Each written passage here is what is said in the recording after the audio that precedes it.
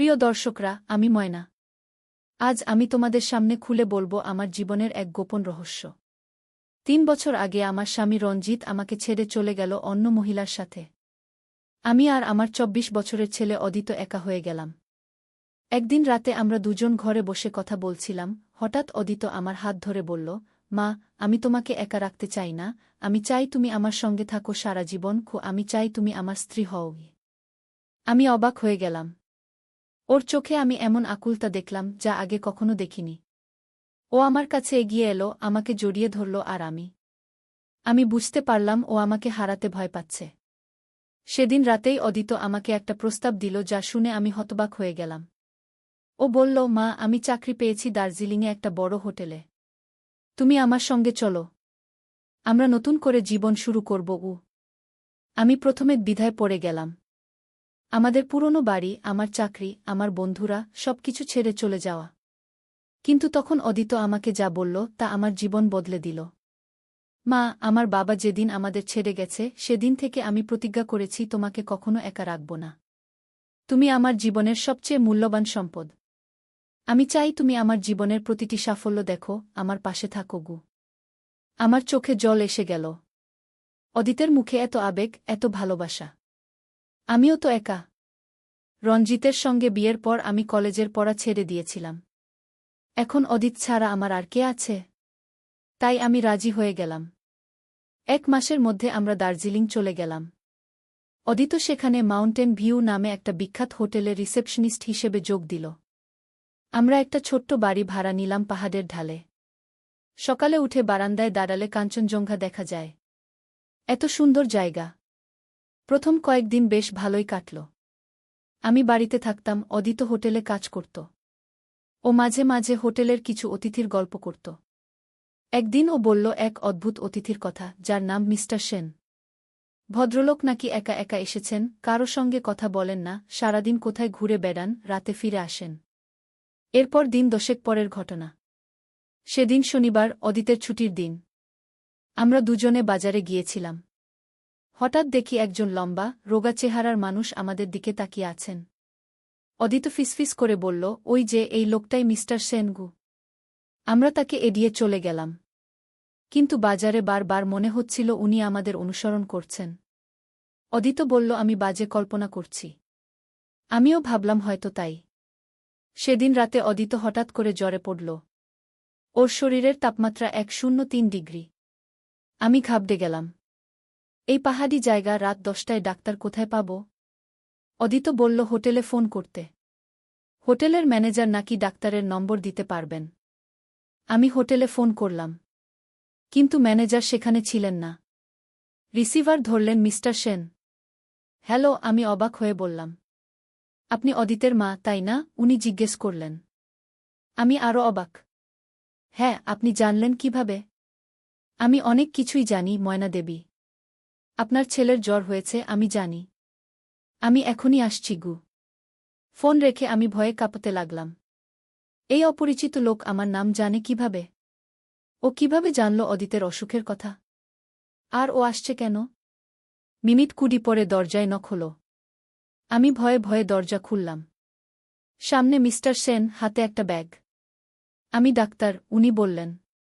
আপনি ডাক্তার? আমি বিস্ময়ে হতবাক। হ্যাঁ, আমি ডাক্তার অরিন্দম সেন। অদিত কোথায়? আমি তাকে ভেতরে নিয়ে গেলাম। উনি অদিতকে পরীক্ষা করলেন। ভয়ের কিছু নেই, উনি বললেন, সাধারণ ফ্লু। এই ওষুধগুলো খাওয়ান, কাল সকালে ভালো হয়ে যাবে। উনি কয়েকটা ট্যাবলেট দিলেন। তারপর আমার দিকে তাকিয়ে বললেন, আপনাকে একটা কথা বলা দরকার, ময়না দেবী। কি? আমি জিজ্ঞেস করলাম। আমি আপনার স্বামীকে চিনি, রঞ্জিত দত্তকে। আমি যেন বাজ পড়ার শব্দ শুনলাম। আপনি? কিভাবে? আমরা একসঙ্গে কলেজে পড়তাম। আমি জানি সে আপনাকে ছেড়ে চলে গেছে। কিন্তু আসল সত্য আপনি জানেন না। কি সত্য? আমার হৃৎপিণ্ড যেন থেমে গেল। রঞ্জিত অন্য কোনো মহিলার সঙ্গে যায়নি। সে গেছে কলকাতায় একা। সে মাদক ব্যবসায় জড়িয়ে পড়েছিল, পুলিশের নজরে ছিল। তাই পালিয়েছিল। আপনাকে কিছু বলেনি, ভেবেছিল আপনি ও অদিত নিরাপদ থাকবেন।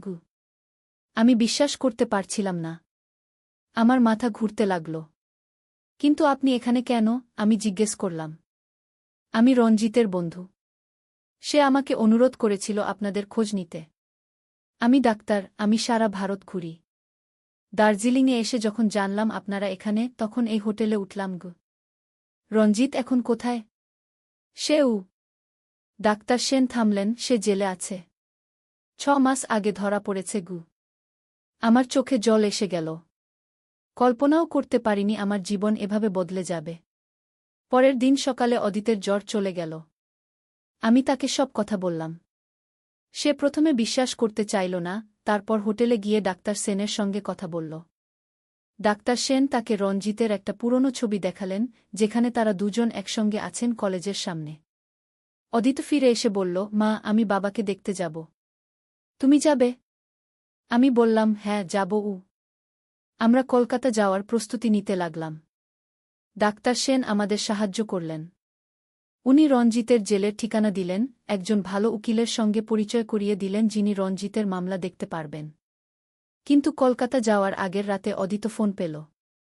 হোটেলের ম্যানেজার জানালেন যে ডাক্তার সেনের হার্ট অ্যাটাক হয়েছে। তাকে হাসপাতালে নিয়ে যাওয়া হয়েছে। আমরা তাড়াতাড়ি হাসপাতালে গেলাম। ডাক্তার সেন আইসিইউতে ছিলেন। ডাক্তাররা বললেন তার অবস্থা খুবই খারাপ। সেই রাতে ডাক্তার সেন মারা গেলেন। আমরা হতবাক হয়ে গেলাম। এই অপরিচিত মানুষটি, যিনি হঠাৎ করে আমাদের জীবনে এসেছিলেন, আমাদের এত সাহায্য করেছিলেন, তিনি চলে গেলেন। পরদিন সকালে হোটেলের ম্যানেজার আমাদের বাড়িতে এলেন। তিনি একটা খাম নিয়ে এলেন। বললেন, এটা ডাক্তার সেনের জিনিসপত্রের মধ্যে পাওয়া গেছে, আমাদের নামে লেখা। আমরা খাম খুললাম। ভেতরে একটা চিঠি আর কিছু কাগজপত্র। চিঠিটা ডাক্তার সেনের লেখা। প্রিয় ময়না ও অদিত, যদি তোমরা এই চিঠি পড়ো তাহলে আমি বেঁচে নেই। আমি তোমাদের একটা সত্য বলিনি। আমি রঞ্জিতের বন্ধু নই। আমি রঞ্জিতের ভাই, তার ছোট ভাই। আমরা দুজন দেখতে একদম আলাদা, তাই তোমরা বুঝতে পারোনি। রঞ্জিত সত্যিই মাদক ব্যবসায় জড়িয়ে পড়েছিল, কিন্তু সে নিজে কখনো মাদক ব্যবহার করত না। সে ধরা পড়ার পর থেকে আমি তোমাদের খুঁজছিলাম। অবশেষে পেয়েছি। রঞ্জিত জেলে নেই। সে 2 মাস আগে মারা গেছে। জেলে তার উপর আক্রমণ হয়েছিল। আমি তোমাদের এই কথা বলতে পারিনি, ভেবেছিলাম সামনাসামনি বলবো। এই খামের সঙ্গে আমার সমস্ত সম্পত্তির কাগজপত্র দিয়ে যাচ্ছি। আমার কলকাতায় একটা বাড়ি আছে, কিছু বিনিয়োগ আছে। সবকিছু তোমাদের নামে করে গেলাম। রঞ্জিত তোমাদের সুখী দেখতে চেয়েছিল, আমিও তাই চাই। ভালোবাসা রইল। অরিন্দম ঘ। চিঠি পড়ে আমরা দুজনেই কাঁদতে লাগলাম। কল্পনাও করিনি যে জীবন এভাবে বদলে যাবে। রঞ্জিত নেই, তার ভাইও চলে গেলেন। কিন্তু তারা আমাদের জন্য একটা নতুন জীবনের দ্বার খুলে দিয়ে গেলেন। 1 মাস পরে আমরা কলকাতায় চলে এলাম। ডাক্তার সেনের বাড়িটা ছোট কিন্তু সুন্দর, দক্ষিণ কলকাতার একটা ভালো এলাকায়। অদিত একটা ভালো চাকরি পেল একটা বড় হোটেলে। আমিও পড়াশোনা আবার শুরু করলাম, আমার অসমাপ্ত ডিগ্রি শেষ করার জন্য। আমরা এখন নতুন জীবন শুরু করেছি। রঞ্জিতের স্মৃতি আমাদের সঙ্গে আছে, ডাক্তার সেনের দয়ার কথাও মনে রাখব সারা জীবন। আমরা বুঝতে পেরেছি যে জীবনে অনেক অদৃশ্য সম্পর্ক থাকে, যারা আমাদের ভাগ্য বদলে দেয়, আমাদের পথ দেখায়। আজ আমার কাহিনী এখানেই শেষ করি। ধন্যবাদ তোমাদের, যারা শুনলে আমার জীবনের এই অবিশ্বাস্য অধ্যায়ের কথা। একদিন আলী সাহেব সোহেলের অফিসে এলেন। সোহেল তাকে দেখে অবাক হয়ে গেল। স্যার, আপনি এখানে? হ্যাঁ সোহেল, তোমার অফিস একবার দেখতে চাইলাম। খুব সুন্দর হয়েছে গু। আলী সাহেব পুরো অফিস ঘুরে দেখলেন। কর্মচারীদের সাথে কথা বললেন। তারপর সোহেলের রুমে এসে বসলেন। সোহেল, তুমি অনেক দূর এসেছ। মনে আছে 7 বছর আগে তুমি যখন আমার অফিসে প্রথম এসেছিলে? চা বানানোর কাজ করতে? হ্যাঁ স্যার, সব মনে আছে ইউ। আমি গর্বিত যে আমি তোমাকে একটা সুযোগ দিয়েছিলাম। আর তুমি সেই সুযোগকে কাজে লাগিয়েছ। জানো সফলতার মূল সূত্র কি? কি স্যার? কঠোর পরিশ্রম, সততা আর হাল না ছাড়া। তোমার মধ্যে এই 3টা গুণই আছে গু। সোহেল চোখে জল নিয়ে বলল, আপনি না থাকলে আজ আমি এখানে পৌঁছাতে পারতাম না স্যার। না সোহেল, আমি শুধু একটা দরজা খুলে দিয়েছিলাম। ভেতরে ঢুকে পথ তৈরি করেছ তুমি নিজে গু। আলী সাহেব চলে যাওয়ার আগে বললেন, আমার একটা বড় প্রজেক্ট আছে। একটা 20 ফ্লোর বিজনেস টাওয়ার। আমি চাই তুমি এই প্রজেক্টে আমার সাথে পার্টনার হও। 50-50। রাজি? সোহেল অবাক হয়ে গেল। এত বড় প্রজেক্ট? স্যার, আমার কি যথেষ্ট সামর্থ্য আছে? আছে। আমি বিশ্বাস করি। সোহেল রাজি হয়ে গেল। এটা তার জীবনের সবচেয়ে বড় প্রজেক্ট হবে। 50 অধ্যায়, বড় চ্যালেঞ্জ। 20 ফ্লোর বিজনেস টাওয়ারের কাজ শুরু হল। এটা সোহেলের জীবনের সবচেয়ে বড় চ্যালেঞ্জ। প্রজেক্টের বাজেট প্রায় 10 করোড় টাকা। সোহেলকে 5 করোড় টাকা ইনভেস্ট করতে হবে। সোহেল তার সব সঞ্চয়ে, ব্যাংক লোন আর কিছু ইনভেস্টর থেকে টাকা জোগাড় করল। এটা একটা বিশাল ঝুঁকি। যদি প্রজেক্ট ব্যর্থ হয়, সব শেষ। মিনা চিন্তিত ছিল। সোহেল, এত বড় ঝুঁকি নেওয়া ঠিক হবে? মিনা, জীবনে বড় কিছু করতে হলে ঝুঁকি নিতে হয়। আমি এই সুযোগ হাতছাড়া করতে চাই না। কিন্তু যদি কিছু ভুল হয়? ভুল হবে না। আমি আলী সাহেবের সাথে আছি। উনি আমাকে গাইড করবেন। প্রজেক্ট শুরু হল। প্রথম 6 মাস সব ভালোই চলছিল। কাজ সময়মতো হচ্ছে, বাজেট ঠিক আছে। কিন্তু 7 মাসের মাথায় একটা বড় সমস্যা দেখা দিল। একজন প্রধান ইনভেস্টর হঠাৎ তার টাকা ফেরত চাইলেন। তিনি অন্য একটা জরুরি কাজে টাকা লাগবে বলে জানালেন। 1 করোড় টাকা ফেরত দিতে হবে। সোহেল বিপদে পড়ে গেল। 1 করোড় টাকা এখন কোথায় পাবে? প্রজেক্টে সব টাকা ঢেলে দিয়েছে। সে আলী সাহেবের সাথে কথা বলল। আলী সাহেব বললেন, চিন্তা করো না, আমি ব্যবস্থা করছি। কিন্তু আলী সাহেবও বড় একটা প্রজেক্টে আটকে আছেন। তার হাতে লিকুইড ক্যাশ নেই। সোহেল অন্য ব্যাংক থেকে লোন নেওয়ার চেষ্টা করল। কিন্তু ব্যাংক বলল, ইতিমধ্যে তার অনেক লোন আছে, নতুন লোন দিতে পারবে না। সোহেল রাতে ঘুমাতে পারছিল না। খাওয়া দাওয়া বন্ধ করে দিয়েছিল। মিনা তাকে দেখে খুব চিন্তিত হয়ে গেল। সোহেল, প্লিজ নিজেকে এভাবে শেষ করে ফেলো না। কোনো একটা রাস্তা বের হবেই। কিন্তু সোহেল কোনো রাস্তা দেখতে পাচ্ছিল না। ইনভেস্টর 15 দিন সময় দিয়েছে। 15 দিনের মধ্যে টাকা ফেরত না দিলে তিনি আইনি ব্যবস্থা নেবেন। 10 দিন কেটে গেল। সোহেল কোনো সমাধান খুঁজে পেল না। সে প্রায় হাল ছেড়ে দিয়েছিল। 11 দিনের দিন একটা অপ্রত্যাশিত ঘটনা ঘটল। জাহিদ ভাই, সোহেলের পুরনো সহকর্মী, তার অফিসে এলেন। জাহিদ ভাই এখন একটা রিয়েল এস্টেট কোম্পানিতে সিনিয়র ম্যানেজার। সোহেল, আমি তোমার সমস্যার কথা শুনেছি। হ্যাঁ ভাই, আমি বিপদে পড়েছি। আমি তোমাকে সাহায্য করতে চাই। আমার কিছু সঞ্চয় আছে। 5 লাখ টাকা। তুমি নাও। সোহেল চোখে জল নিয়ে বলল, ভাই, আমি কিছু বলার দরকার নেই। তুমি আমাকে অনেক কিছু শিখিয়েছ। তোমার কাছ থেকে পরিশ্রম আর সততা শিখেছি। এখন আমার পালা তোমাকে সাহায্য করার। জাহিদ ভাই চলে যাওয়ার পর আরও 2 জন এলো। একজন সোহেলের পুরনো ক্লায়েন্ট, আরেকজন তার কর্মচারী। 2 জন মিলে আরও 8 লাখ টাকা দিল। করিম মামা 20 লাখ টাকা ব্যবস্থা করলেন। তার কিছু বন্ধুদের কাছ থেকে ধার করে। মিনা তার সব গয়না বিক্রি করে 10 লাখ টাকা দিল। সবাই মিলে প্রায় 45 লাখ টাকা জোগাড় হল। বাকি 65 লাখ টাকা সোহেল তার অফিসের সব অ্যাসেট বিক্রি করে আর একটা প্রাইভেট ফিন্যান্স কোম্পানি থেকে উচ্চ সুদে লোন নিয়ে ব্যবস্থা করল। ঠিক 14 দিনের দিন সোহেল ইনভেস্টরকে 1 করোড় টাকা ফেরত দিল। ইনভেস্টর টাকা নিয়ে চলে গেলেন। সোহেল তার অফিসে ফিরে এসে চেয়ারে বসে কাঁদল।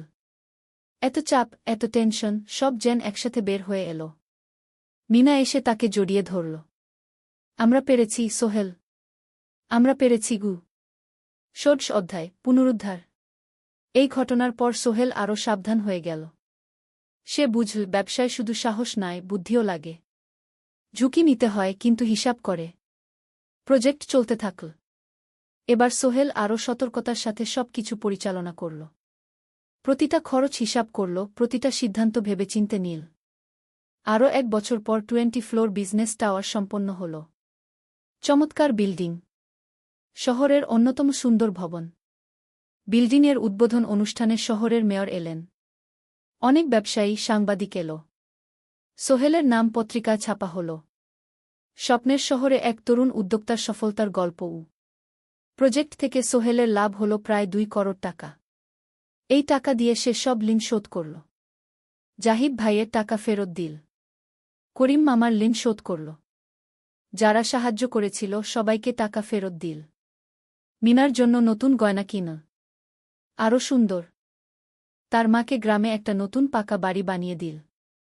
মা কাঁদতে কাঁদতে বললেন, তোর বাবা বেঁচে থাকলে কত খুশি হতো।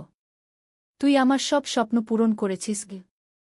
সোহেল নিজেদের জন্য একটা ফ্ল্যাট কিনল। 4 রুমের ফ্ল্যাট, সমুদ্রের কাছে। এখন আর ভাড়া বাড়িতে থাকতে হয় না। সপ্তদশ অধ্যায়, প্রতিদান। সোহেল এখন একজন প্রতিষ্ঠিত উদ্যোক্তা। কিন্তু সে তার শেখ ভোলেনি। যে গ্রাম থেকে সে এসেছে, যারা তাকে সাহায্য করেছে, কাউকেই ভোলেনি। সে তার গ্রামে একটা স্কুল বানিয়ে দিল। সোহেল ফাউন্ডেশন স্কুল কো গরিব ছেলেমেয়েরা ফ্রিতে পড়তে পারবে। ভালো শিক্ষক নিযোগ দিল।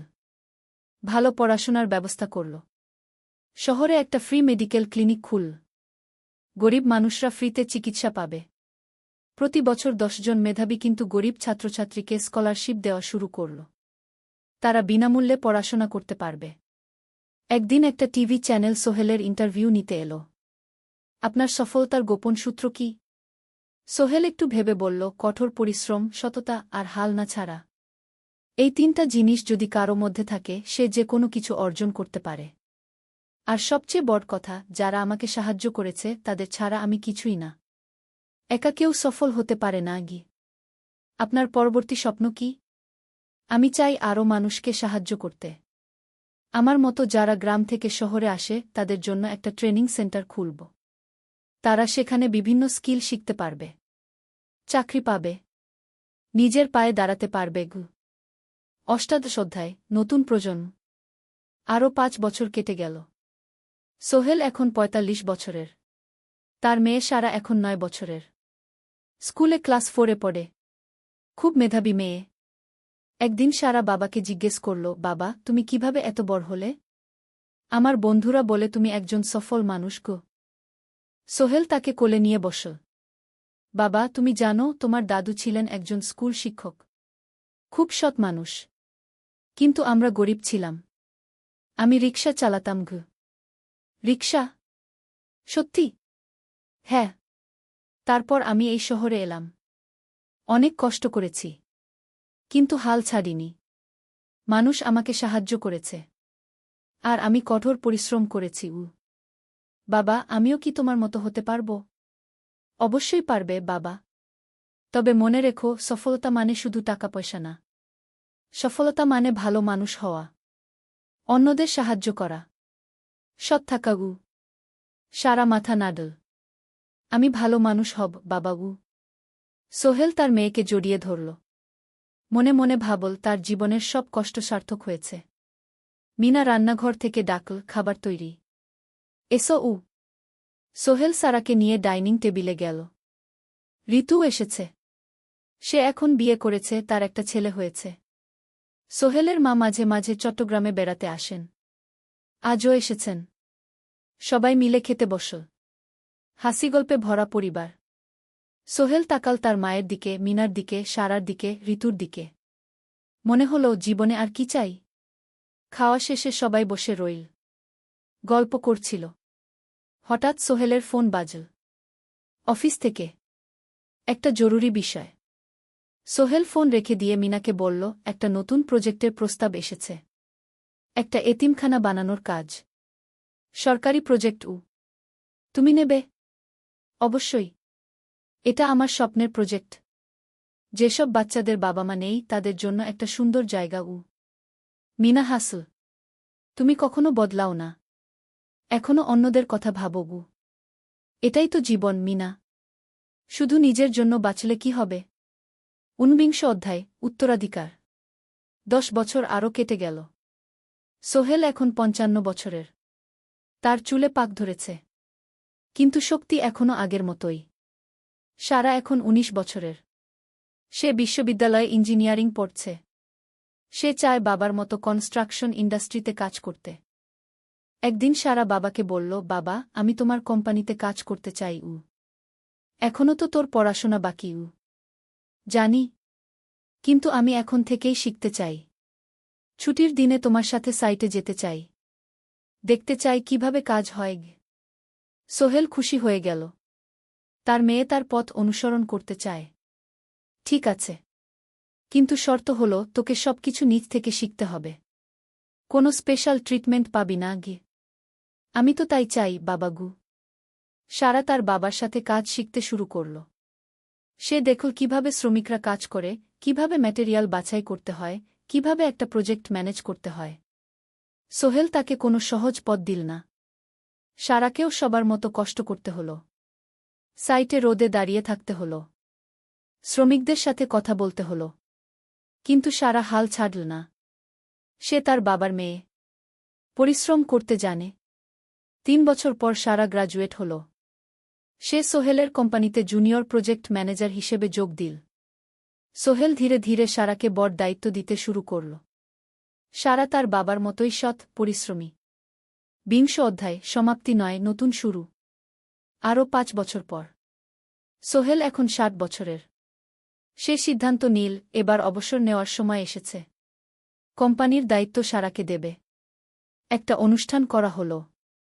সোহেল আনুষ্ঠানিকভাবে কোম্পানির চেয়ারম্যান পদ থেকে অবসর নিল। সারা হল নতুন ম্যানেজিং ডিরেক্টর।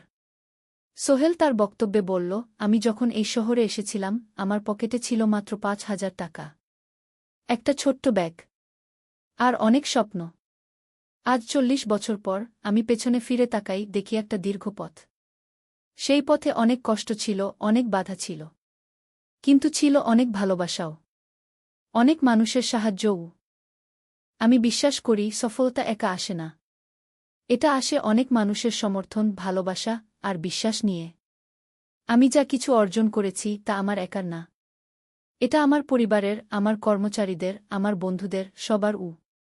আজ আমি আমার মেয়ে সারার হাতে এই দায়িত্ব তুলে দিচ্ছি। আমি জানি সে আমার চেয়ে ভালো করবে। কারণ সে শিখেছে আমার ভুল থেকে, আমার অভিজ্ঞতা থেকে। অনুষ্ঠান শেষ হল। সবাই চলে গেল। সোহেল আর মিনা অফিসে একা দাঁড়িয়ে রইল। মিনা, মনে আছে আমরা প্রথম কখন দেখা হয়েছিলাম? হ্যাঁ, তোমার সেই ছোট্ট মুদি দোকানে। তুমি বিস্কুট কিনতে এসেছিলে। কে ভেবেছিল সেই দিন থেকে আমাদের এই পর্যস্বপ্নের শহর। প্রথম অধ্যায়, যাত্রা শুরু। সকাল 7টা বেজে গেছে। ঢাকার কমলাপুর রেলস্টেশনে মানুষের ভিড়। চারদিকে চা বিস্কুট বিক্রেতাদের চিৎকার, ট্রেনের হর্ন আর যাত্রীদের কোলাহল। এই বিশাল ভিড়ের মধ্যে একটা ছোট্ট ব্যাগ হাতে দাঁড়িয়ে আছে সোহেল। বয়স মাত্র 22। গায়ের রং শ্যামলা, চোখে স্বপ্নের ঝিলিক। ভাইজা, চট্টগ্রামের টিকিট আছে? সোহেল টিকিট কাউন্টারের সামনে দাঁড়িয়ে জিজ্ঞেস করল। আছে। 3 টাকা। কাউন্টারের লোকটা উত্তর দিল। সোহেল তার পকেট থেকে টাকা বের করল। মোট 5,000 টাকা। এই টাকা সে জমিয়েছে গত 3 বছরে রিকশা চালিয়ে। তার স্বপ্ন ছিল চট্টগ্রাম গিয়ে একটা ভালো চাকরি পাওয়া। গ্রামে আর থাকতে চায় না সে। বাবা মারা গেছেন 10 বছর আগে। মা আর ছোট বোন ঋতুকে নিয়ে সংসার চালাচ্ছিল রিকশা চালিয়ে। কিন্তু এভাবে তো আর সারা জীবন চলবে না। টিকিট কেটে সোহেল প্ল্যাটফর্মে এল। ট্রেন ছাড়বে আর মাত্র 15 মিনিট পরে। সে একটা বেঞ্চে বসে পড়ল। ব্যাগটা বুকের কাছে চেপে ধরল। এই ব্যাগে আছে তার সব সম্পদ, কিছু কাপড়, একটা ছোট্ট ফটো ফ্রেমে বাবা মায়ের ছবি, আর কিছু টাকা। কোথায় যাচ্ছেন? পাশে বসা একজন বয়স্ক মানুষ জিজ্ঞেস করলেন। চট্টগ্রাম কাকা। চাকরি খুঁজতে যাচ্ছি কি? সোহেল বিনয়ের সাথে উত্তর দিল। ভালো। তবে শহরে সাবধানে থাকবেন। শহর মানে অনেক সুযোগ, কিন্তু অনেক ফাঁদও আছে। বয়স্ক লোকটা বললেন। সোহেল মাথা নাড়ল। সে জানে শহরের জীবন সহজ না। কিন্তু তার কোনো বিকল্প নেই। গ্রামে রিকশা চালিয়ে মাসে 3,500 টাকা আয় হতো। তার মধ্যে সংসার চালাতে হতো, বোনের স্কুলের খরচ দিতে হতো, মায়ের ওষুধের খরচ দিতে হতো। কিছুই বাঁচত না। আর এই জীবন থেকে বেরোনোর একটাই পথ, শহরে গিয়ে ভালো কাজ খুঁজে নেওয়া। সোহেল মনে মনে ভাবল তার বাবার কথা। বাবা ছিলেন একজন স্কুল শিক্ষক। খুব সৎ মানুষ ছিলেন। সবসময় বলতেন, সোহেল, তুই লেখাপড়া শিখে বড় মানুষ হবি। আমাদের পরিবারে আর কেউ বড় চাকরি করেনি। তুই করবি। কিন্তু বাবা যখন মারা গেলেন তখন সোহেল মাত্র এসএসসি পরীক্ষা দিয়েছে। ফলাফল ভালো হয়েছিল, জিপিএ অর্ধচতু। কিন্তু বাবার মৃত্যুর পর আর পড়া হল না। পরিবারের দায়িত্ব নিতে হল। ট্রেন ছাড়ল। সোহেল জানালার পাশে বসে বাইরে তাকাল। ধানক্ষেত, নদী, ছোট ছোট গ্রাম, সব পেছনে ফেলে ট্রেন এগিয়ে চল। সোহেলের মনে হল সে যেন তার পুরনো জীবনটাকেও পেছনে ফেলে আসছে। ট্রেনে একজন হকার এসে চা বিক্রি করছিল। সোহেল একটা চা কিনল। 10 টাকা। চা খেতে খেতে সে ভাবছিল চট্টগ্রাম পৌঁছে কি হবে। করিম মামা তাকে সাহায্য করবেন তো? চাকরি পাওয়া যাবে তো? করিম মামা আসলে সোহেলের খুব দূর সম্পর্কের মামা। সোহেলের দাদির বোনের ছেলে। অনেক বছর আগে গ্রাম ছেড়ে চট্টগ্রামে চলে গিয়েছিলেন। সেখানে একটা কনস্ট্রাকশন কোম্পানিতে কাজ করেন। বছরে একবার দুবার গ্রামে আসতেন। গত বছর যখন এসেছিলেন তখন সোহেলের মাকে বলেছিলেন সোহেলকে চট্টগ্রাম পাঠান। আমি একটা কাজের ব্যবস্থা করে দেব।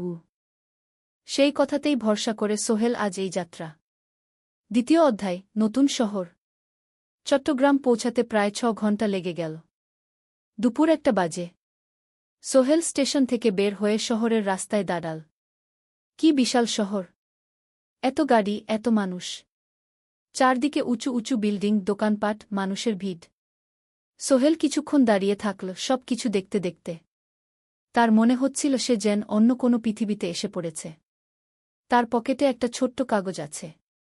সেখানে লেখা একটা ঠিকানা, করিম মিয়া, বাড়ি নং 23, রোড নং 5, আগ্রাবাদ, চট্টগ্রামকে। সোহেল একটা রিকশা ডাকল। কত নেবেন আগ্রাবাদ যেতে? 50 টাকা গু। সোহেল রিকশায় উঠল। রাস্তার দুধারে দোকান, মার্কেট, অফিস, সব কিছু দেখতে দেখতে সে অবাক হয়ে গেল। এত বড় শহর, এত কিছু! গ্রামের সেই ছোট্ট বাজারের সাথে কোনো তুলনাই হয় না। প্রায় আধা ঘণ্টা পর রিকশা একটা পুরনো বাড়ির সামনে থামল। 3 তলা বাড়ি, কিন্তু রং উঠে গেছে। সিঁড়ি দিয়ে উঠে 3য় তলায় করিম মামার ফ্ল্যাটে নক করল। দরজা খুলল এক মধ্যবয়সী মহিলা। কে? আসসালামু আলাইকুম আপা। আমি সোহেল। নোয়াখালীর গ্রাম থেকে এসেছি। করিম মামা বাড়িতে আছেন? মহিলা তাকে মাথা থেকে পা পর্যন্ত দেখল। করিম তো অফিসে গেছে। তুমি কে? কোথা থেকে এসেছ? সোহেল সব খুলে বলল। মহিলা তাকে ভেতরে ঢুকতে দিল। বসো। করিম সন্ধ্যায় ফিরবে গু। ফ্ল্যাটটা ছোট।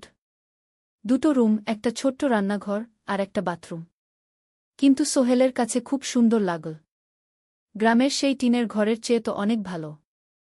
মহিলা তার নাম জানাল সালমা। করিম মামার স্ত্রী। তাদের 2টো ছেলে, একজন ক্লাস 8-এ পড়ে, আরেকজন ক্লাস 5-এ। খেয়েছ? সালমা আপা জিজ্ঞেস করল। না আপা গু। অপেক্ষা করো। ভাত আছে, মাছ আছে। খাও। সোহেল প্রথমে রাজি হতে চাইল না। কিন্তু খুব খিদে পেয়েছিল। সকাল থেকে শুধু একটা চা আর বিস্কুট খেয়েছে। খাওয়া দাওয়ার পর সোহেল বসে রইল। সালমা আপা তাকে গল্প করতে লাগল। তোমার মা কেমন আছেন? তোমার বোন? ভালো আছে আপা। মার একটু গেটে বাত আছে। ওষুধ খাচ্ছেন। বোন স্কুলে পড়ে কু। তুমি কি করতে চাও এখানে? চাকরি খুঁজছি আপা। যে কোনো কাজ করব। বাসায় মা আর বোনকে টাকা পাঠাতে হবে। সালমা আপা মাথা নাড়ল। করিম তোমার জন্য কিছু একটা করবে। সে ভালো মানুষ গ। সারাদিন অপেক্ষা করু সোহেল। সন্ধ্যা 6টায় করিম মামা ফিরলেন। 50-এর কাছাকাছি বয়স, কালো রঙের প্যান্ট শার্ট পরা, হাতে একটা ব্যাগ। আরে সোহেল, কবে এলি? করিম মামা খুশি হয়ে বললেন। আজ সকালে মামা গু। করিম মামা তাকে জড়িয়ে ধরলেন। অনেকদিন পর দেখলাম। কেমন আছিস? ভালো আছি মামা গি। ভালো করেছিস এসে।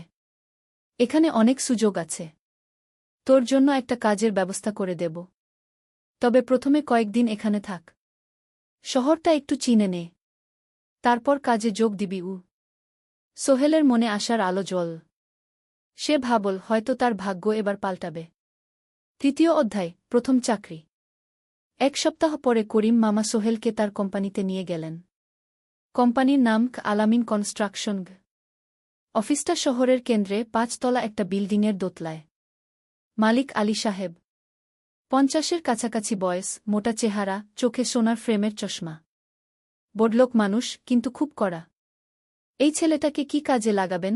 আলী সাহেব করিম মামাকে জিজ্ঞেস করলেন। স্যার, ও আমার আত্মীয়। গ্রাম থেকে এসেছে। খুব পরিশ্রমী। যে কোনো কাজে লাগাতে পারেন উ। আলী সাহেব সোহেলের দিকে তাকালেন। তুমি কি পড়েছ? Sir, SSC pass. জিপিএ অর্ধচতু উ। হুম। ভালো। কম্পিউটার চালাতে পারো? না স্যার, পারি না। কিন্তু শিখতে চাই উ।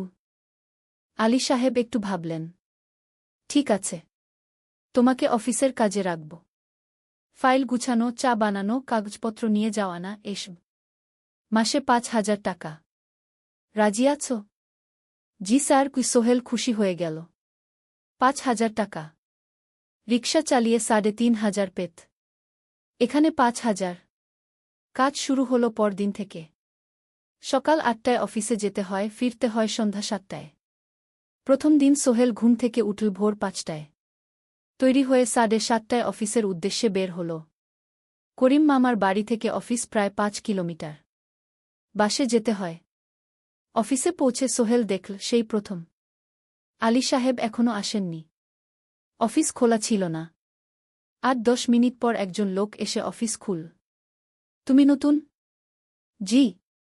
আমি সোহেল গু। আমি জাহিদ, অ্যাসিস্ট্যান্ট ম্যানেজার। এসো উ।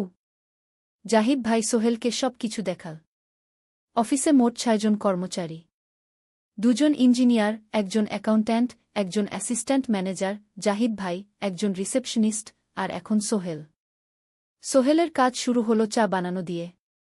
তারপর অফিস পরিষ্কার করা, ফাইল গুছানো, কাগজপত্র এক জায়গা থেকে আরেক জায়গায় নিয়ে যাওয়া। কাজ কঠিন না, কিন্তু সারাদিন দৌড়ঝাঁপ করতে হয়।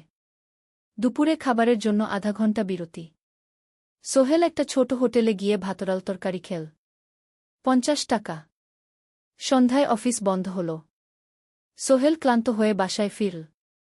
কেমন লাগল প্রথম দিন? করিম মামা জিজ্ঞেস করলেন। ভালো মামা। অনেক কিছু শিখলাম ঘ। প্রথম মাসের শেষে সোহেল বেতন পেল ৫,০০০ টাকা।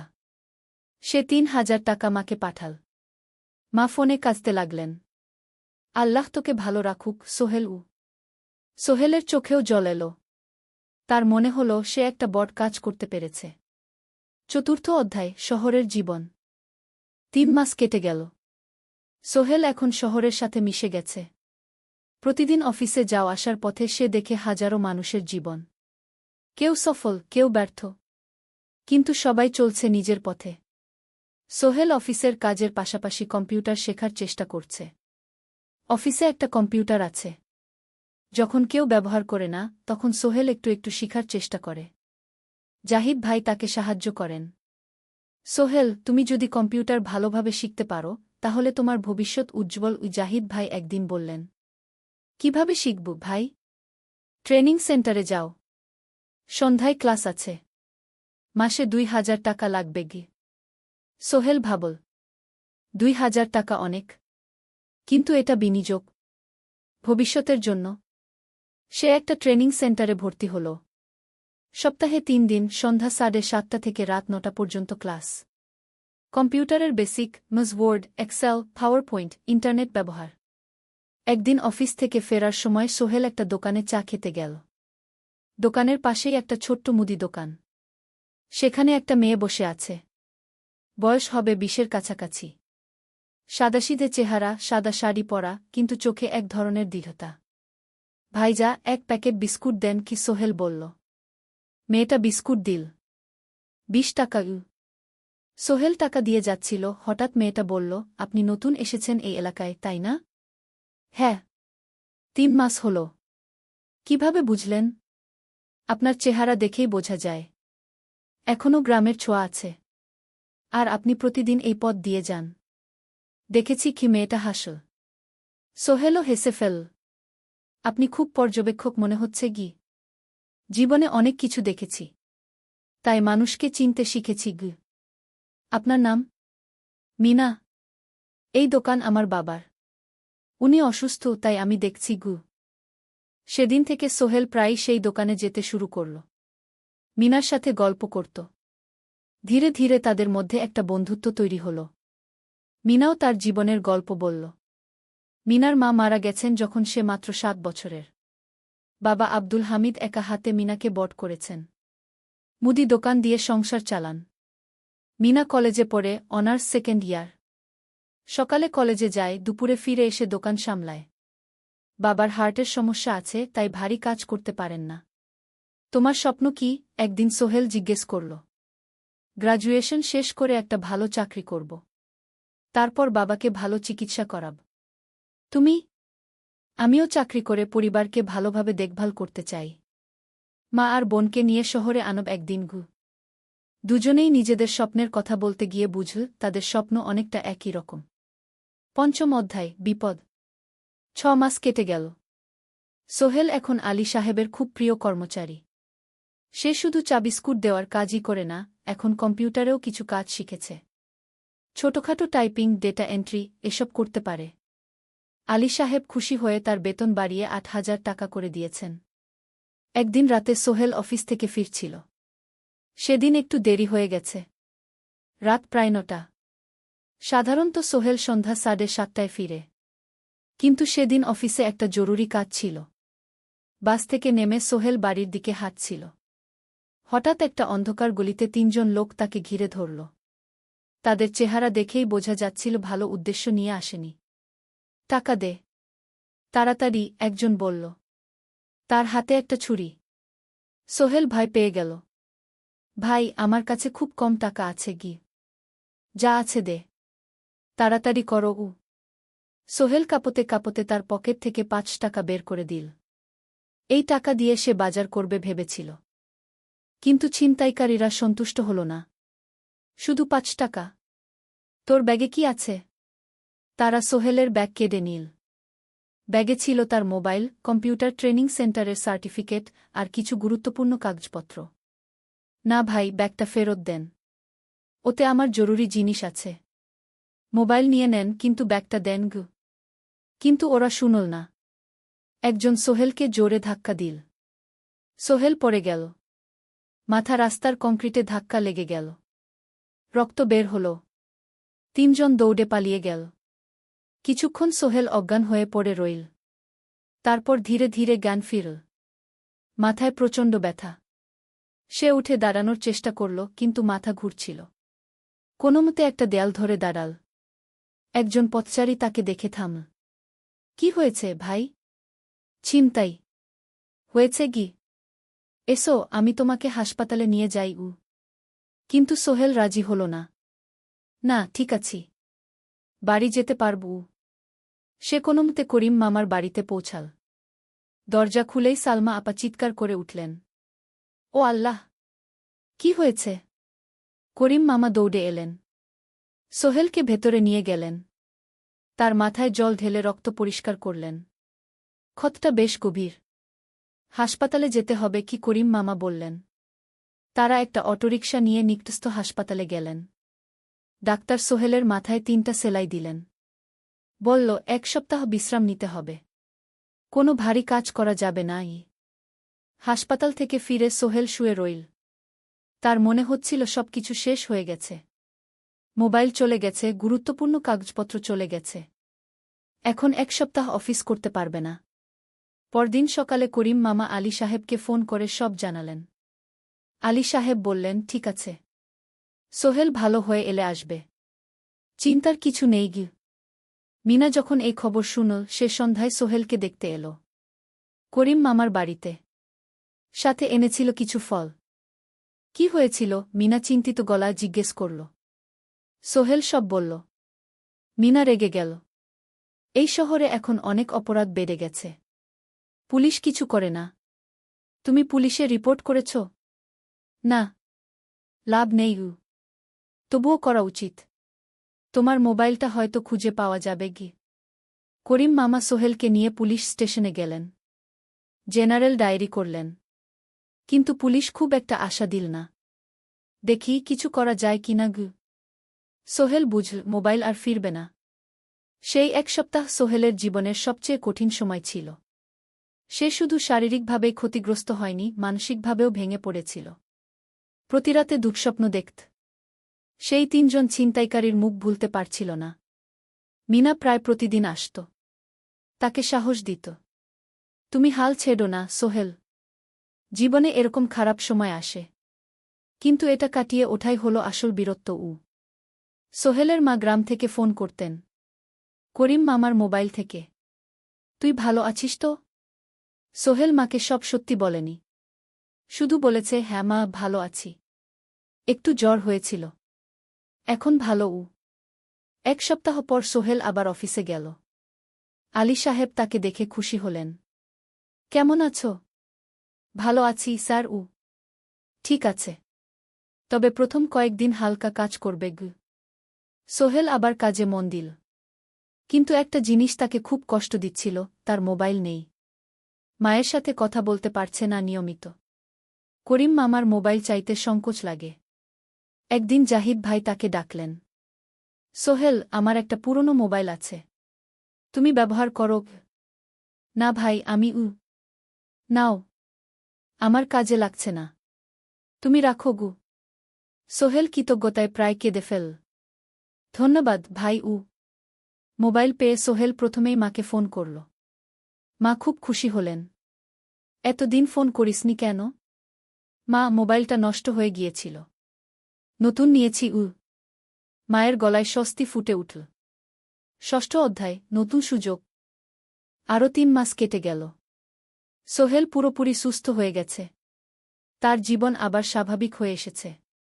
সে এখন কম্পিউটার ট্রেনিং শেষ করেছে। সার্টিফিকেট পেয়েছে। কিন্তু একটা ঘটনা তার জীবনে বড় পরিবর্তন নিয়ে এলো। একদিন সকালে আলী সাহেব তাকে ডাকলেন। সোহেল, বসো। সোহেল বসল। মনে একটু ভয় লাগছিল। আলী সাহেব কি তাকে বকবেন? সোহেল, তুমি তো এখন কম্পিউটার চালাতে পারো? জি স্যার, একটু একটু শিখেছি। ভালো। আমি তোমার কাজ দেখছি। তুমি খুব পরিশ্রমী আর সৎ। আমাদের কোম্পানিতে এরকম মানুষের দরকার। সোহেল কিছু বুঝতে পারছিল না। আমি তোমাকে একটা সুযোগ দিতে চাই।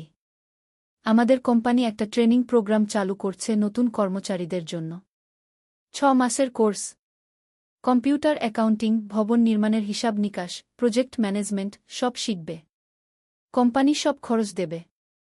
ট্রেনিংয়ের সময় তোমার বেতনও চলবে। রাজি আছো? সোহেল বিশ্বাস করতে পারছিল না। স্যার, সত্যি? আমাকে এত বড় সুযোগ দিচ্ছেন? হ্যাঁ। তুমি ভালো ছেলে, পরিশ্রমী। আমি তোমাকে এগিয়ে দিতে চাই। ভবিষ্যতে তুমি এই কোম্পানির একজন গুরুত্বপূর্ণ কর্মচারী হবে।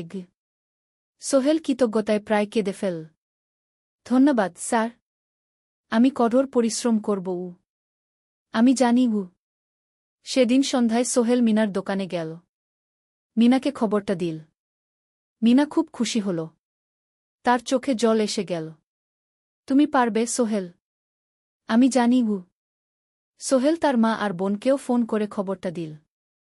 মা কাঁদতে লাগলেন। তোর বাবা বেঁচে থাকলে কত খুশি হতো। ট্রেনিং শুরু হলো পরের মাস থেকে। প্রতিদিন সকালে 3 ঘন্টা ক্লাস, তারপর বাকি সময় অফিসের কাজ। ক্লাসে 5 জন নতুন কর্মচারী। সবাই তরুণ, উৎসাহী। শিক্ষক ছিলেন একজন অভিজ্ঞ ইঞ্জিনিয়ার। নাম রহিম স্যার। তিনি খুব ভালোভাবে সব কিছু বুঝাতেন। কম্পিউটার অ্যাকাউন্টিং, এক্সেলে জটিল ক্যালকুলেশন, প্রজেক্টের বাজেট তৈরি, সময় ব্যবস্থাপনা সব। সোহেল পুরো মনোযোগ দিয়ে শিখতে লাগল। সন্ধ্যায় বাড়ি ফিরে প্র্যাকটিস করত। করিম মামার ছেলের কাছ থেকে একটা ল্যাপটপ ধার নিত কখনো কখনো। 6 মাস পরে ট্রেনিং শেষ হল। সবাই সার্টিফিকেট পেল। আলী সাহেব একটা অনুষ্ঠান করলেন। সোহেল সেরা পারফর্মার হিসেবে একটা বিশেষ পুরস্কার পেল, 5,000 টাকা বোনাস। আলী সাহেব ঘোষণা করলেন, সোহেল, আজ থেকে তুমি আমাদের জুনিয়র অ্যাকাউন্ট অ্যাসিস্ট্যান্ট। তোমার বেতন 15,000 টাকা। সোহেল অবাক হয়ে গেল। 8,000 থেকে 15,000, প্রায় দ্বিগুণ। সেদিন রাতে সোহেল ঘুমাতেই পারল না। খুশিতে, উত্তেজনায় তার চোখে ঘুম নেই। সে ভাবল তার জীবন কিভাবে বদলে যাচ্ছে। 2 বছর আগে যে রিকশা চালাত, আজ সে একটা নামকরা কোম্পানির অ্যাকাউন্ট অ্যাসিস্ট্যান্ট। 7ম অধ্যায়, প্রেম ও প্রস্তাব। 1.5 বছর হয়ে গেল সোহেলের চট্টগ্রাম আসার। সে এখন একজন সফল যুবক। তার মা গ্রামে খুব খুশি। প্রতি মাসে সোহেল 10,000 টাকা পাঠায়। ছোট বোন ঋতু এখন কলেজে ভর্তি হয়েছে সোহেলের পাঠানো টাকায়। মায়ের চিকিৎসাও ভালোভাবে হচ্ছে। মিনার সাথে সোহেলের সম্পর্ক এখন আর শুধু বন্ধুত্ব নয়। দুজন দুজনকে ভালোবাসে। কিন্তু কেউ কাউকে সরাসরি বলার সাহস পায়নি। প্রতিদিন দেখা হয়, গল্প হয়, কিন্তু সেই একটা কথা বলা হয়ে ওঠে না। একদিন শুক্রবার ছুটির দিন। সোহেল মিনাকে বলল, আজ কি একটু ঘুরতে যাবে? কোথায়? পতেঙ্গা বিচ। তুমি কি কখনো গেছ? না।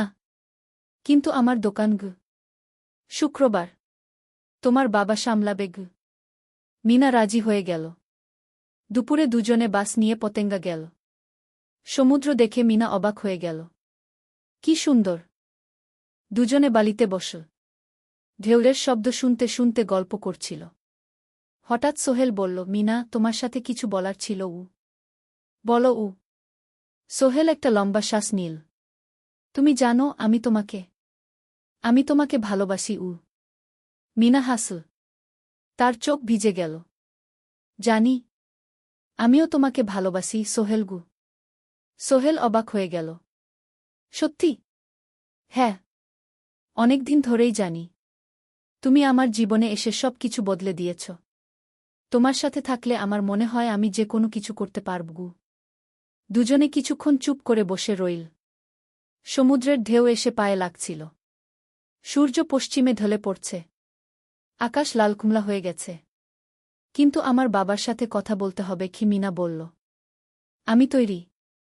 যখন বলবে তখন বলব। পরের সপ্তাহে সোহেল মিনার বাবার সাথে কথা বলল। আব্দুল হামিদ সাহেব প্রথমে একটু দ্বিধা করলেন। তুমি কোনো পরিবারের ছেলে? তোমার বাবা কি করতেন? সোহেল সব সত্যি বলল। তার বাবা ছিলেন স্কুল শিক্ষক। মারা গেছেন 10 বছর আগে। মা গ্রামে থাকেন। ছোট বোন কলেজে পড়ে। তুমি নিজে কি করো? আমি আলামিন কনস্ট্রাকশন কোম্পানিতে জুনিয়র অ্যাকাউন্ট অ্যাসিস্ট্যান্ট। মাসে 15,000 টাকা বেতন। আব্দুল হামিদ সাহেব ভাবলেন। তারপর বললেন, দেখো, মিনা আমার একমাত্র সন্তান। তার মা নেই। আমি একা তাকে বড় করেছি। আমি চাই মিনা একজন ভালো ছেলের সাথে বিয়ে হোক। তুমি দেখতে ভালো ছেলে মনে হচ্ছে। কিন্তু আমাকে তোমার মায়ের সাথে দেখা করতে হবে। তোমার পরিবারকে জানতে হবে। জি আঙ্কেল। আমি ব্যবস্থা করছি। সোহেল খুশিতে আটখানা। সে সেদিন রাতেই তার মাকে ফোন করল। মাকে সব বলল।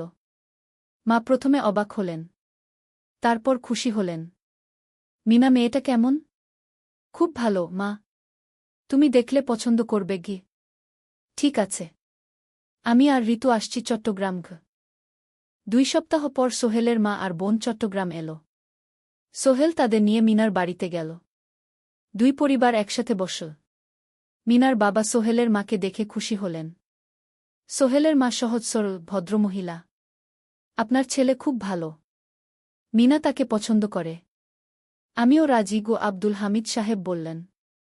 আমার সোহেল সৎ ছেলে। মিনাকে খুব ভালোবাসে। আমি জানি ও মিনাকে সুখে রাখবে। সোহেলের মা বললেন। বিয়ের তারিখ ঠিক হল। 3 মাস পর। এই 3 মাসে সোহেল যথেষ্ট টাকা জমাবে। বিয়ে হবে সাদামাটা কিন্তু সুন্দর। 8ম অধ্যায়, নতুন পথ। 3 মাস কেটে গেল দ্রুত। সোহেল প্রতিদিন কঠোর পরিশ্রম করছিল। অফিসে তার কাজের প্রশংসা হচ্ছে। আলী সাহেব তাকে এখন ছোটখাটো প্রজেক্টের হিসাব দেখতে দিচ্ছেন। সোহেল তার সঞ্চিত টাকা দিয়ে বিয়ের আয়োজন করল। বিয়ে হল মিনার বাড়ির কাছের একটা কমিউনিটি সেন্টারে। খুব বেশি লোক আসেনি। 2 পরিবারের আত্মীয় স্বজন আর অফিসের কয়েকজন সহকর্মী। কিন্তু অনুষ্ঠান ছিল খুব সুন্দর। সোহেল যখন মিনাকে বিয়ের পোশাকে দেখল, তার মনে হল পৃথিবীর সবচেয়ে সুন্দর মেয়ে সে।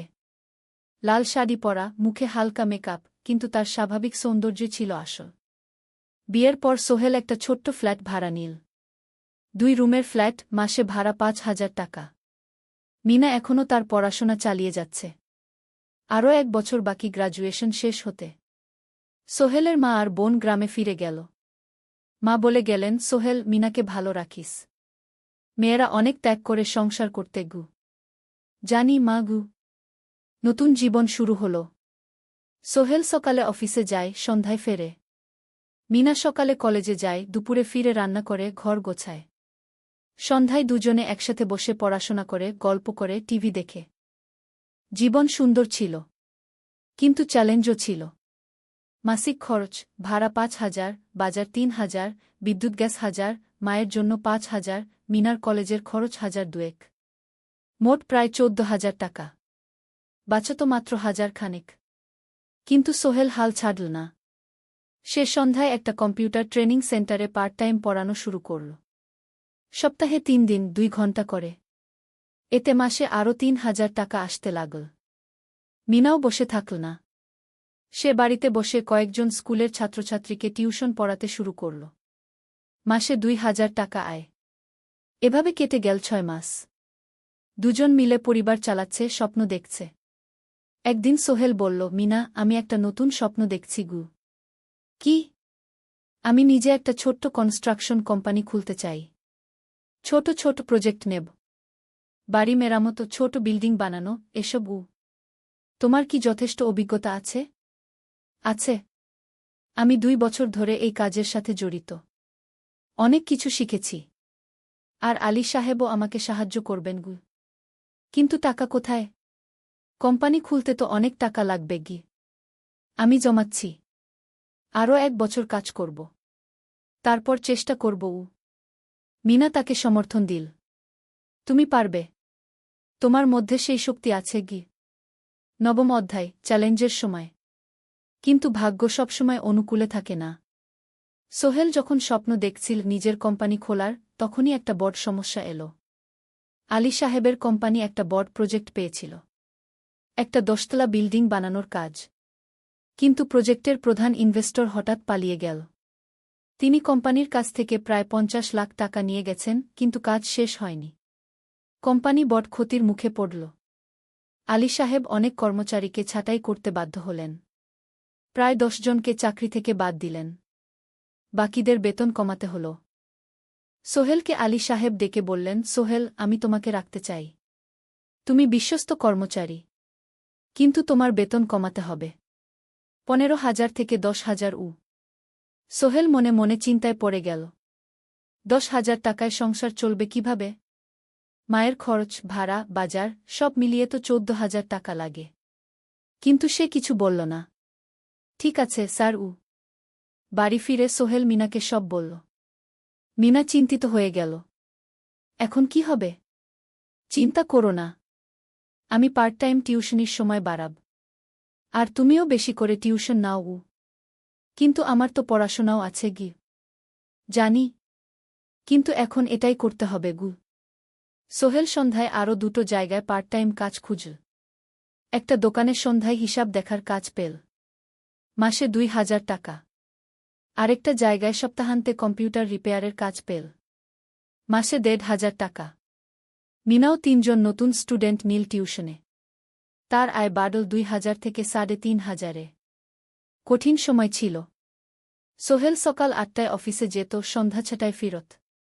তারপর একটু বিশ্রাম নিয়ে ৭:৩০টায় বের হতো পার্ট টাইম কাজে। রাত ১০টায় বাড়ি ফিরত। রবি সোমবার কম্পিউটার রিপেয়ারের কাজ। মিনাও সকালে কলেজে যেত, দুপুরে ফিরে রান্না করত, তারপর বিকেলে টিউশন পড়াত। রাতে খাওয়া দাওয়ার পর পড়াশোনা করত। দুজনেরই শরীর খারাপ হতে শুরু করল। সোহেল একদিন অফিসে অজ্ঞান হয়ে পড়ে গেল। ডাক্তার দেখাতে নিয়ে গেল। ডাক্তার বলল, অতিরিক্ত পরিশ্রম। শরীরে পুষ্টির অভাব। ঠিকমতো খাচ্ছেন না মনে হচ্ছে গি। সত্যি কথা, খরচ বাঁচাতে সোহেল আর মিনা অনেক সময় কম খেত। মাংস মাছ কিনত সপ্তাহে ১ দিন। বাকি সময় শাকসবজি, ডাল। মিনা সোহেলকে বলল, আর নয় সোহেল। তুমি এভাবে নিজেকে শেষ করে ফেলছ। আমার পড়াশোনা বন্ধ করে দিই। আমি ফুল টাইম চাকরি করি গি। না, সোহেল জোর দিয়ে বলল। তোমার পড়াশোনা বন্ধ হবে না। আরও মাত্র ৬ মাস বাকি। তুমি গ্রাজুয়েট হবেই গু। কিন্তু তুমি। আমি ঠিক হয়ে যাব। চিন্তা করো না গে। কিন্তু পরিস্থিতি আরও খারাপ হলো যখন সোহেলের মায়ের অসুখ হল। হার্টের সমস্যা। হাসপাতালে ভর্তি করতে হল। খরচ 50,000 টাকা। সোহেলের হাতে এত টাকা কোথায়? সে করিম মামার কাছে ধার চাইল। করিম মামা 20,000 টাকা দিলেন। বাকি 30,000 টাকা সোহেল একটা এনজিও থেকে ঋণ নিল। সুদের হার মাসে 2%। মায়ের চিকিৎসা হল। তিনি সুস্থ হয়ে গেলেন। কিন্তু সোহেল এখন ঋণের বোঝায় পড়ে গেল। প্রতি মাসে 3,000 টাকা করে কিস্তি দিতে হবে। সেই রাতে সোহেল আর মিনা বিছানায় শুয়ে কথা বলছিল। সোহেল বলল, মিনা, আমি মনে হয় ভুল করেছি। শহরে এসে বিয়ে করে তোমাকে কষ্টে ফেলেছি গু। মিনা তার হাত ধরল। না সোহেল, তুমি ভুল করনি। জীবনে এরকম খারাপ সময় আসে, কিন্তু এটা কাটিয়ে ওঠাই হলো আসল শক্তি। আমরা একসাথে আছি, একসাথে থাকব। সব কিছু ঠিক হয়ে যাবে। মিনার কথায় সোহেল একটু সাহস পেল। হ্যাঁ, হাল ছাড়া যাবে না। 10ম অধ্যায়, আলোর দিকে।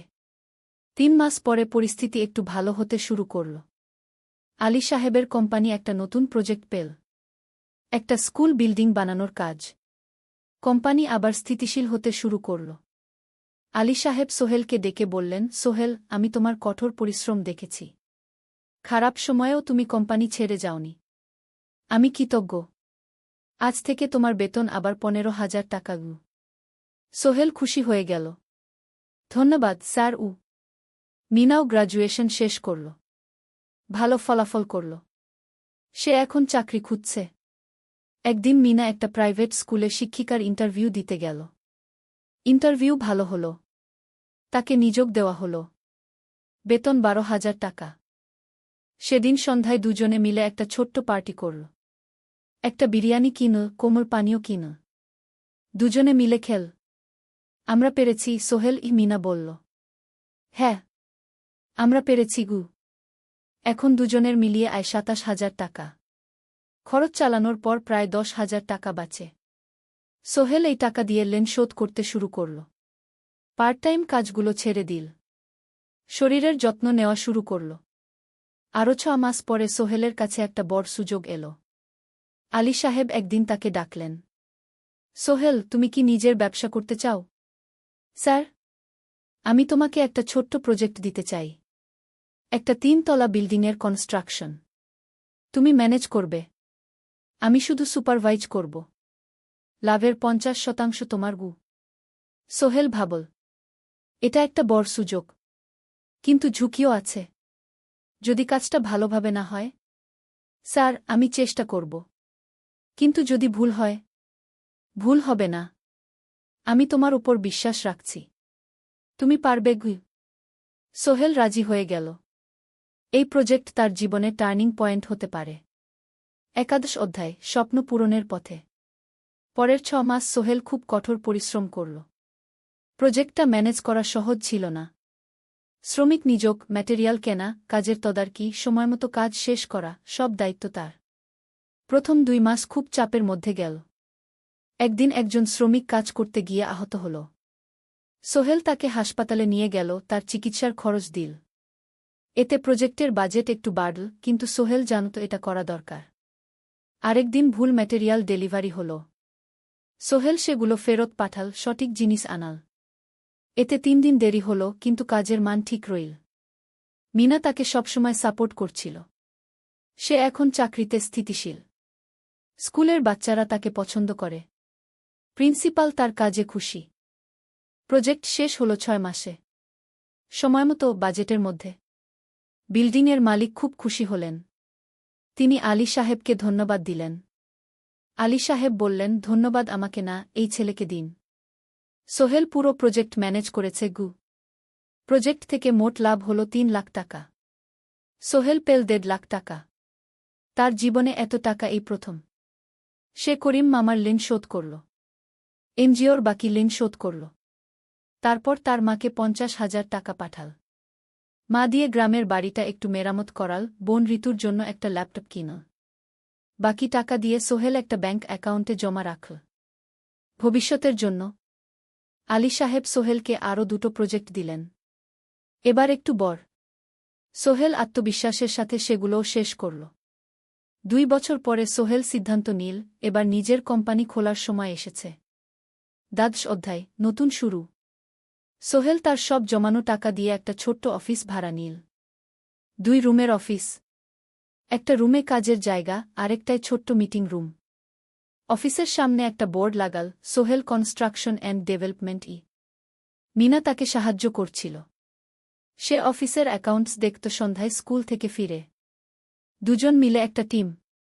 প্রথমে ছোট ছোট কাজ নিল। বাড়ি মেরামত, দোকান সংস্কার, ছোট বিল্ডিং কনস্ট্রাকশন। কাজের মান ভালো রাখার চেষ্টা করল। সময়মতো শেষ করল। দাম ন্যায্য রাখল। ধীরে ধীরে সোহেলের সুনাম ছড়িয়ে পড়ল। মানুষ তাকে বিশ্বাস করত।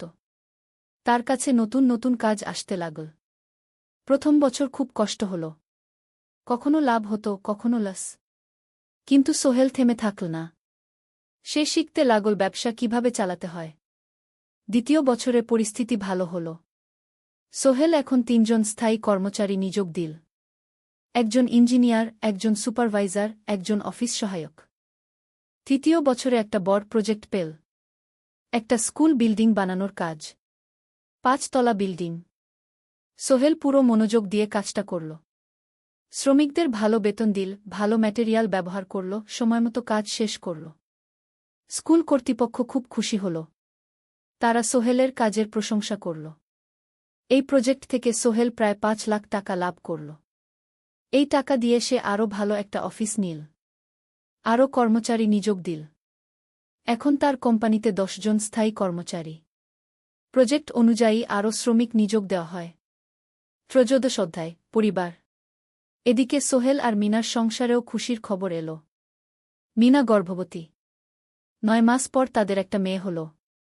নাম রাখল সারা। সারা যখন জন্মাল, সোহেলের মা আর বোন চট্টগ্রামে এল। মা 1 মাস থেকে গেলেন। মিনাকে সাহায্য করলেন। সোহেল এখন একটা বড় ফ্ল্যাট ভাড়া নিয়েছে। 3 রুমের ফ্ল্যাট। একটা রুমে সোহেল, মিনা, একটায় সারা, আরেকটায় অতিথি রুম। মায়ের জন্য সোহেল সিদ্ধান্ত নিল তাকে চট্টগ্রামে নিয়ে আসবে।